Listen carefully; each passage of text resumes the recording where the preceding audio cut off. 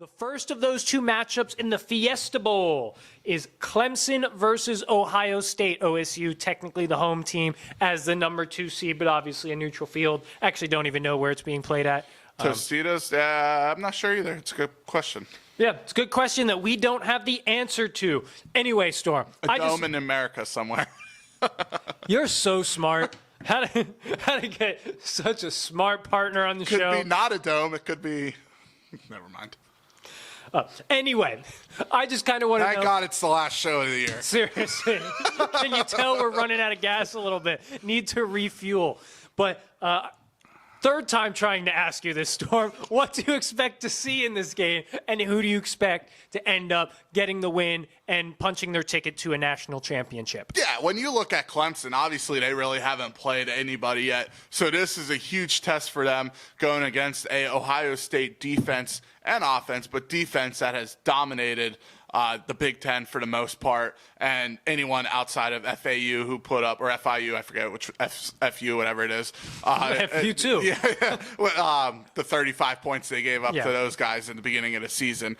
But, I mean, you look at, like, Trevor Lawrence is playing very well, like very good football. I think like through the last half of the season, his numbers are better than Joe Burrow. And then you look at their running back, Travis Etienne. Yes. Very good running game. And then, I think what it comes down to, though, I think it comes down to whether or not Chase Young can make that fourth quarter play, what he's been pretty much known to do this season. He's had, whether it's a big sack or a strip sack or, something like that to get Ohio State a good chance at a game-winning field goal or a game-winning touchdown drive, something along that nature. If that defense doesn't step up in the fourth quarter like it should, I actually think Clemson pulls this game out. Yeah, so I am also going to go with Clemson here for a few reasons. Reason number one, if I don't, Maddie will kill me. She will kill me, and that is not an exaggeration. But seriously, though, so what Clemson has to do to get it done, let's start on the offensive side first. So first and foremost, they have to get Etienne going. So this is a guy who averages almost 9 yards a carry, and he's got 17 scores on the year. So obviously, he's been an effective key player in that offense all season long. But it's not even about moving the ball that's the top priority in regards to getting him going. It's to make sure you're keeping those guys like Chase Young and Devin Hamilton from getting after Trevor Lawrence. You can't just have them in the second half thinking they have a green light to get to the quarterback because Clemson has moved off of the run. So you need to keep those guys honest. And then additionally, Justin Ross is going to need to shine in this game. Obviously, he's Clemson's number 2 receiver behind T. Higgins, who's had an absolutely phenomenal year, 13 touchdowns, absolute baller for that team this year. But T. Higgins is probably going to be matched up with Jeff Okudah a lot, and this is a guy who a lot of people are saying is going to be a top 5 draft pick. So Trevor Lawrence will probably be relying on Justin Ross, who's going to have the other matchup, or really just whoever Okudah is not guarding is going to be the guy who has to shine. And then defensively, Brett Venables needs to blitz his guys early and often. They need to focus on bottling up J.K. Dobbins and making sure Justin Fields has to make quick decisions from the pocket. Do not give him the ability to get outside. Now, obviously, the cornerbacks for Clemson are going to have to step up because that wide receiver unit for Ohio State is great, but I believe that Tanner Muse back there playing safety gives them enough support there. He's going to be able to hopefully make some plays on the ball, throw off that Ohio State offense. And then lastly, the most important player for Clemson on defense is Isaiah Simmons, their linebacker. He is going to be the key to slowing down Justin Fields and J.K. Dobbins. Obviously, he's going to be the guy playing the RPOs that they run, guarding Dobbins when he runs out as a receiver, and playing spy on Justin Fields. So I think it's going to be a much closer game than we've seen in the past when these two have matched up. I know Clemson beat them 31-0 when they played them 3 years ago,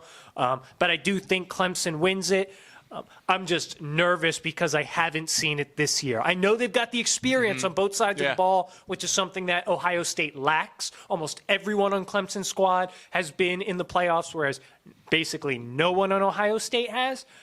But yeah, I'm nervous because I haven't seen it this year against any quality opponents. Yeah, they really haven't had to show it. I mean, I think the spread's there. 2 points right now, 2.5 somewhere in there. I've seen it, like 2.5. I think everyone's expecting it to be a close game. And, Clemson could be the better team. I mean, both teams are a little bit disrespected. I mean, you look at, really quickly, you look at Clemson, who started off, we talked about last week, started off number 1, went undefeated, wound up number 3. Yeah. And then you look at Ohio State, who got jumped in the last week after a comeback win against Wisconsin. Wisconsin. They kind of pinballed between 1 and 2 for a while. They got jumped and they got pushed back to 2. And, a lot of people thought this might be an actual, title matchup, but now you're seeing it in the first round. Yeah, going to be a hell of a game, though. I think the other 2 teams kind of dodged a bullet because I wouldn't want to have to go up against Ohio State or Clemson with the way that they're playing right now.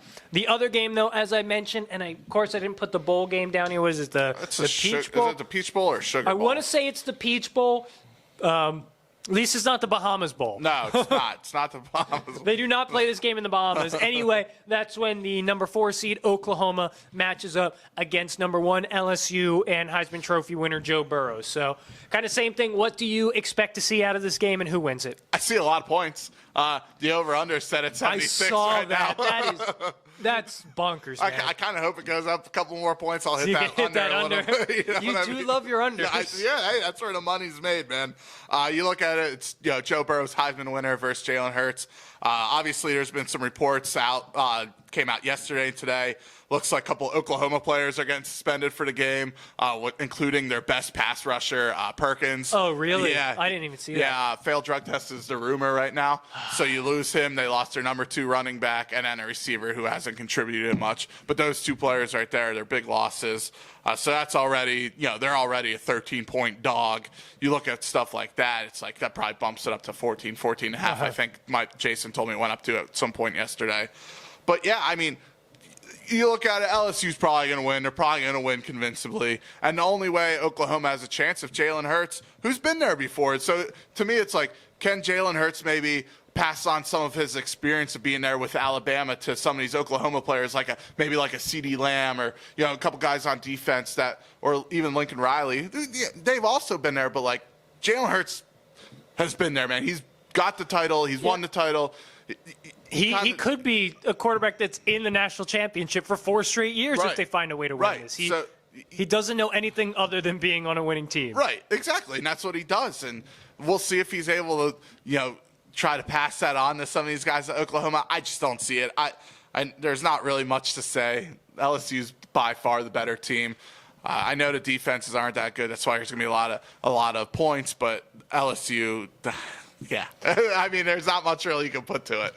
It's like, can Jalen Hurts, put the team on his back? Well, basically. It's not about Jalen Hurts. It's about, can this defense pull a rabbit out of a hat?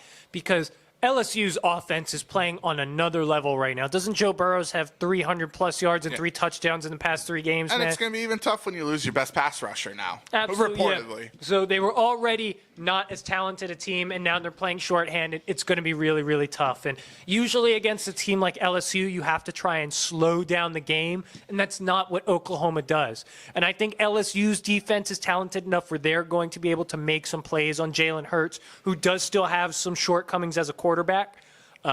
And Oklahoma, if they're able to stop LSU twice this game, I will be surprised. So I think Oklahoma keeps it kind of interesting in the first half. Oh, yeah. But then in the second half, we see LSU pull away, win by 10, 13-ish, maybe a bit more if it gets a little too far out of hand. But I feel pretty confident in saying that Joe Burrow and LSU is going to get the win here. Yes, I agree.